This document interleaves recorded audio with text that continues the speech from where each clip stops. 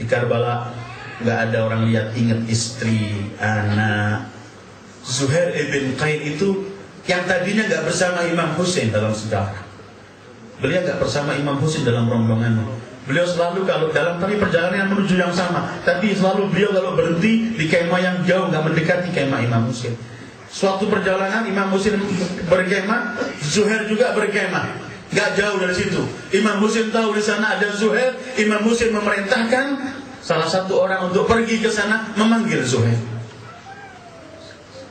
Yang meriwayatkan yang hadir bersama Zuhair di kemahnya, mereka berkata, ketika kami sedang kumpul semua di kemah itu dengan rombongan kita semuanya, kita sedang memakan, datang di depan pintu kemah utusan Husain bin Ali yang ia berkata, Zuhair, kamu dipanggil oleh Abi Abdillah al-Husain. Panggilan ini menjadikan semua yang makan diam. Tangan yang sudah ingin menyampaikan suapannya ke mulut, semua tercengang diam. Kemudian mereka letakkan. Zuhair pertama tidak menyauti, diam saja. Istrinya teriak, "Hai Zuhair, tidakkah engkau sahuti panggilan cucu Muhammad sallallahu alaihi wasallam?" Bangun Zuhair. Bangun pergi ke kemah Imam Husain. Tidak lama beliau kembali, langsung ia berkata, "Istriku, aku telah ceraikan engkau. Ini kemah, buka semuanya. Siapa yang bergabung dengan aku silahkan. Aku akan membela putra Muhammad. Kamu pulanglah ke keluargamu, wahai istriku. Dan kalian semua yang mau bergabung denganku silahkan, yang pulang silahkan. Tapi nyawaku dan semua yang kumiliki tebusan untuk Al-Husain." Cinta. Karena itu ayyuhal ikhwah, dan Allah ini Maha Rahman dan Rahim. Allah tidak pernah meminta sesuatu dari kita kecuali yang diminta itu demi kebaikan kita. Tidak pernah Allah minta sesuatu. La tanfa'uhu ta'atu man ata wa la tadurruhu ma'siyatu man 'asa. Allah tidak memperoleh manfaatnya orang yang taat, tidak memperoleh kerugian orang yang maksiat. Yang taat untuk dirinya, yang maksiat untuk dirinya. Setiap Allah meminta sesuatu, memerintahkan sesuatu, pasti di balik sesuatu itu ada kebaikan untuk kita. Dan tanpa sesuatu itu kita nggak mampu tegak menghadapi apapun yang terjadi di dunia ini. Apa ternyata yang diminta oleh Allah? Masih berkaitan dengan power tadi. Para nabi sebelum Rasulullah setiap berdakwah selalu mengatakan, "In ajriya illa ala rabbi." Pahalaku Allah yang berikan, gak perlu dari kalian. Setiap nabi. Datang nabi terakhir, Sayyidul Wujud Muhammad sallallahu alaihi wasallam.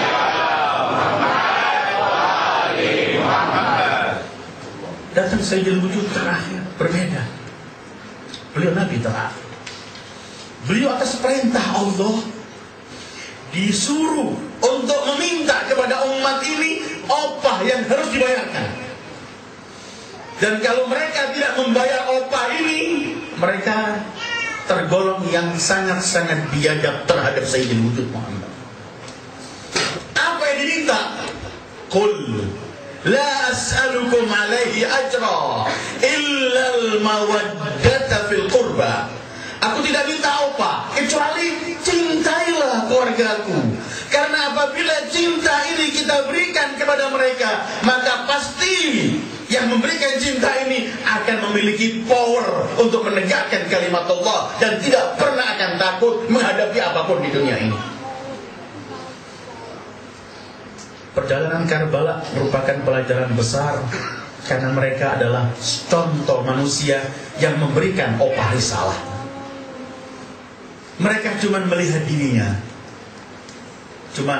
Mereka cuma melihat Abi Abdillah dan gak pernah melihat diri mereka aja. Mereka cuma memikirkan keselamatan Abi Abdillah. Kita masih melihat salah satu di antara mereka, Muslim bin Aus saja atau lainnya, ketika di akhir hayatnya cuma berkata kepada kawannya, "Aku berwasiat kepadamu." Apa wasiatmu? Belahlah Abi Abdillah, dan dia mati setelah itu. Karena itu Allah minta kita cinta ternyata. Karena itu modal, itu power. Dan kita bisa lihat dalam kehidupan kita, subhanallah, Allah berikan pada kita bisa menyaksikan. Dan ini nikmat yang Allah berikan pada kita. Ternyata orang-orang yang memberikan cintanya kepada Ahlul Bait, memberikan cintanya kepada Al-Imam Al-Husain, mereka orang-orang yang sukses dalam kehidupan. Ada seorang sudah tua usianya, keluar masuk penjara, diusir, pergi jauh ke negeri lain. Kemudian orang tua itu kembali menjebol kerajaan yang sudah hidup beratus tahun dengan semua kemungkarannya. Beliau adalah Al-Imam Khomeini. Pentisasir, diusir, tapi kemudian punya satu revolusi yang amat besar, yang semua dunia mengagumi. Tetapi setelah terjadi semua revolusi ini, menjebol kerajaan yang baru, bukan perbuatan kecil, ini besar.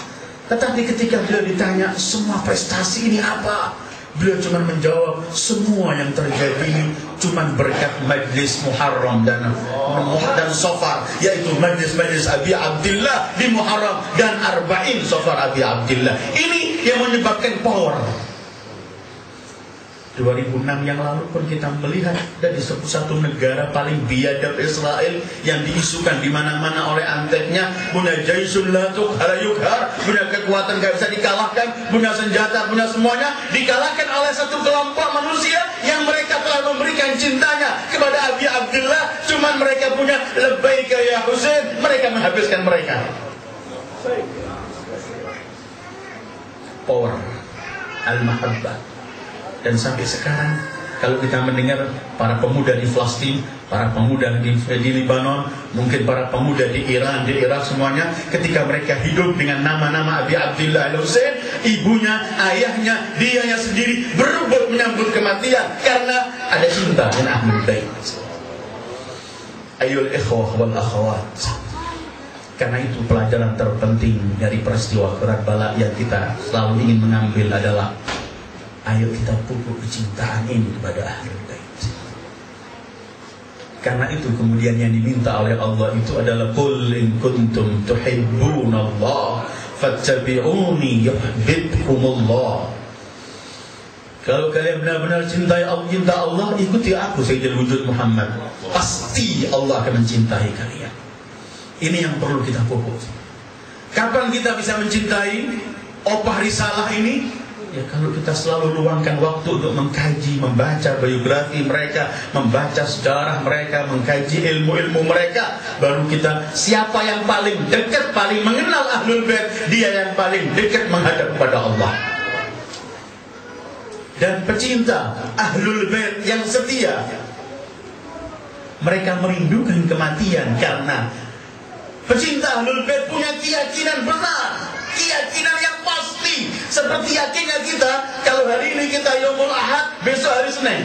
Kalau kita yakin hari ini, besok pagi pasti matahari terbit dari timur. Semacam itu keyakinannya semua pecinta Ahlul Bait, bahwa menjelang kematian itu mereka datang. Kalau mereka datang, ini yang mereka nantikan.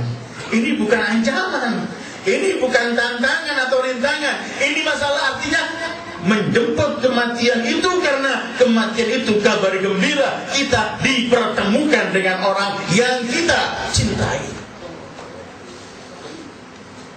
Ayyul ikhwah wal akhawat. Karena itu sekali lagi acara-acara semacam ini tidak boleh kita remehkan. Kita harus luangkan waktu terus. Di acara-acara semacam ini yang kita harapkan kita akan memperoleh syahna battariyah namanya. Ada cas kembali. Kalau baterai kita low battery, agak lemah, ya ini acara-acara Imam Husain menguatkan kita, menguatkan untuk konsekuen memegang Islam kita, menguatkan untuk lebih berani menegakkan kalimat Allah, menguatkan untuk kita lebih pas menatap masa depan tanpa takut, karena kita optimis ada sahibul zaman ajallallah farajahu syarif yang akan memimpin dunia. Semua ini keluar dari cinta. Apalagi kami disebutkan dalam beberapa para khutbah sebelum saya akhiri, dan kita dengar para khutbah sering menyebutkan satu riwayat.